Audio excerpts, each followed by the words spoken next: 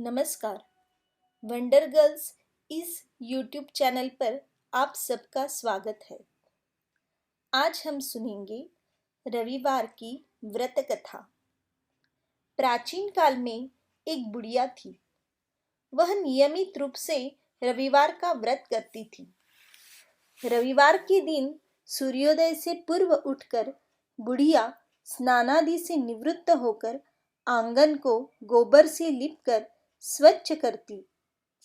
तदोपरांत सूर्य भगवान की पूजा करती थी तथा कथा सुनकर सूर्य भगवान को भोग लगाकर दिन में एक समय भोजन करती। इसी तरह रविवार का व्रत करती। सूर्य भगवान की कृपा से बुढ़िया को किसी प्रकार की कोई चिंता व कष्ट नहीं था। उसका घर धन धान्य से भरा हुआ था।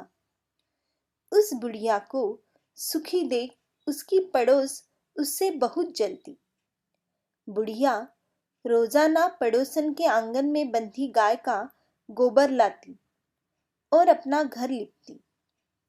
शनिवार के दिन रात को पड़ोसन ने अपनी गाय को घर के भीतर बांध दिया ताकि बुढ़िया अपना घर न लिप सके।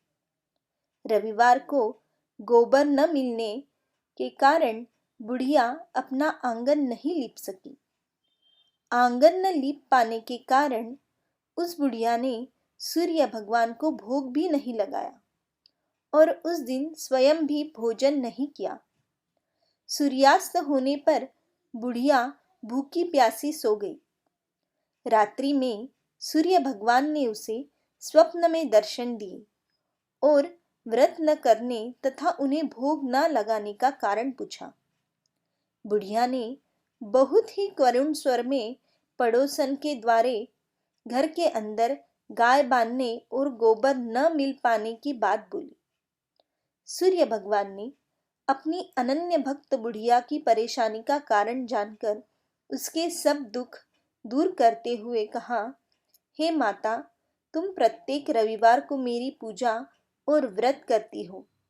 मैं तुमसे अति प्रसन्न हूँ और तुम्हें ऐसी गाय प्रदान करता हूँ जो तुम्हारे घर आंगन को धन धान्य से भर देगी। तुम्हारी सभी मनोकामनाएं पूरी होगी। स्वप्न में उस बुढ़िया को ऐसा वरदान देकर सूर्य भगवान अंतर ध्यान हो गए। प्रातः काल सूर्योदय से पूर्व उस बुढ़िया की आंख खुली तो वह अपने घर के आंगन में सुंदर गाय आई और बछड़े को देखकर हैरान हो गई।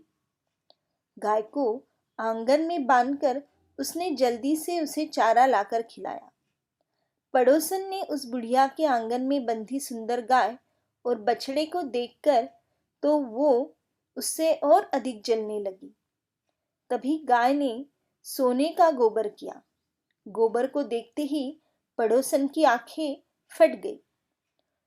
पड़ोसन ने उस बुढ़िया को आसपास न पाकर तुरंत उस गोबर को उठाया और अपने घर ले गई तथा अपनी गाय का गोबर वहां रख दिया। सोने के गोबर से पड़ोसन कुछ ही दिनों में धनवान हो गई। गाय प्रतिदिन सूर्योदय से पूर्व सोने का गोबर करती और बुढ़िया के उठने के पहले ही पड़ोसन उस गोबर को उठाकर ले जाती। बहुत दिनों तक बुढ़िया को सोने के गोबर के बारे में कुछ नहीं पता चला। बुढ़िया पहले की तरह हर रविवार को भगवान सूर्य देव का व्रत करती रही और कथा सुनती रही। सूर्य भगवान को जब पड़ोसन की चालाकी का पता चला तो उन्होंने एक दिन तेज आंधी चलाई। आंधी का प्रकोप देखकर बुढ़िया ने अपनी गाय को घर के भीतर बांध दिया। अब पड़ोसन सोने का गोबर न ले जा सकी। सुबह उठकर बुढ़िया ने सोने का गोबर देखा तो उसे बहुत आश्चर्य हुआ। उस दिन के बाद बुढ़िया गाय को घर के भीतर बांधने लगी। सोने के गोबर से कुछ ही दिनों में वह बुढ़िया बहुत ही धनवान हो गई।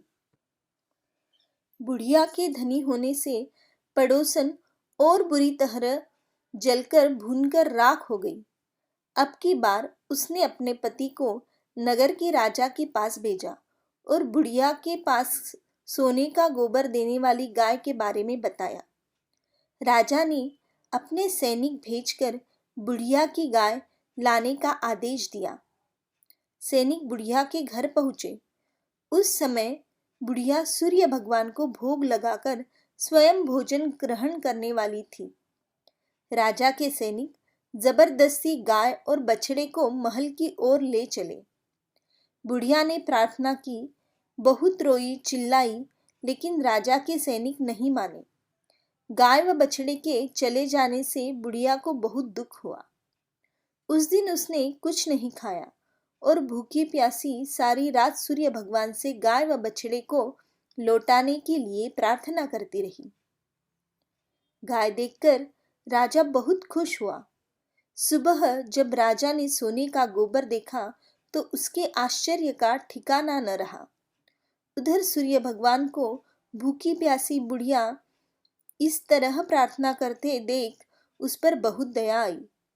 उसी रात सूर्य भगवान ने राजा को स्वप्न में कहा, राजन, बुढ़िया की गाय व बछड़ा तुरंत लौटा दो, नहीं तो तुम पर विपत्तियों का पहाड़ टूट पड़ेगा। तुम्हारे राज्य में भूकंप आएगा, तुम्हारा महल नष्ट हो जाएगा। सूर्य भगवान के स्वप्न से बुरी तरह भयभीत राजा ने प्रातः उठते ही गाय और बछड़ा बुढ़िया को लौटा दिया। राजा ने अपनी तरफ से भी बहुत सारा धन देकर बुढ़िया से अपनी गलती के लिए क्षमा मांगी। राजा ने पड़ोसन और उसके पति को उनकी इस दुष्टता के लिए दंड भी दिया। इसके बाद राजा ने राज्य में घोषणा करवाई कि सभी स्त्री पुरुष रविवार का व्रत करें। जनता ने भी ऐसा ही किया। रविवार का व्रत करने से सभी लोगों के घर धन धान्य से भर गए। चारों ओर खुशहाली छा गई। सभी लोगों के शारीरिक कष्ट दूर हो गए। निसंतान स्त्रियों की गोद भर गई। राज्य में सभी स्त्री पुरुष सुखी जीवन यापन करने लगे। धन्यवाद।